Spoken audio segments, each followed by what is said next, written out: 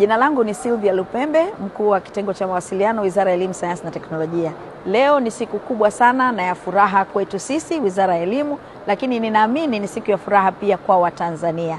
Kwa sababu kilichotukutanisha hapa kinakwenda kubadili kabisa mtazamo juu ya uandaaji wa wahitimu ambao wanakwenda kuwa wazalishaji wakubwa kwenye shughuli mbalimbali za kiuchumi. Maana yake nini?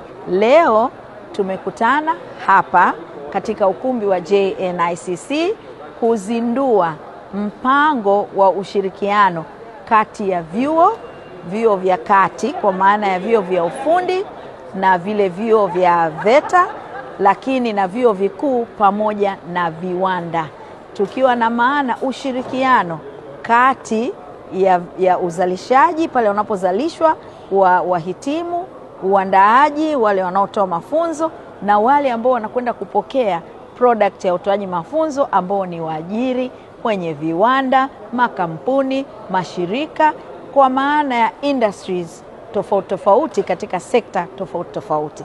Ushirikiano huu ni nguzo kubwa sana katika kuhakikisha kwamba Tanzania vyuo vyetu vinaandaa rasilimali watu ambayo ni sahihi, ambayo ni hitajika kulingana na soko. Na sio tu kulingana na soko la ndani, lakini kulingana na soko la nje. Kupitia mkakati huu kwa pamoja tutapanga mitaala, tutapanga program za mafunzo, lakini tutatoa mafunzo kwa ushirikishi kwa maana kutakuwa na fursa nyingi zaidi za wanafunzi kufanya mafunzo kwa vitendo kwenye sectors, lakini kwenye mifumo ambayo ni sahihi kulingana na mahitaji ya sekta.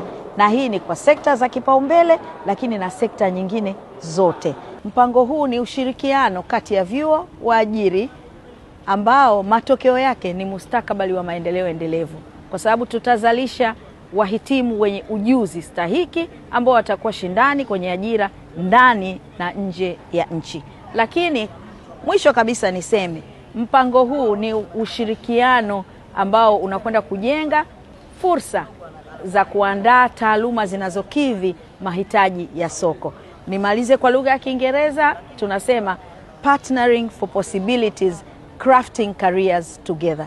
Partnering for possibilities, crafting careers together. And this is what we are doing.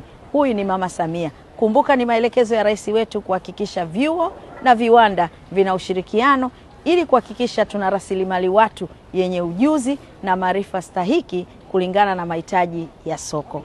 Tumedhamiria, tunaboresha elimu yetu.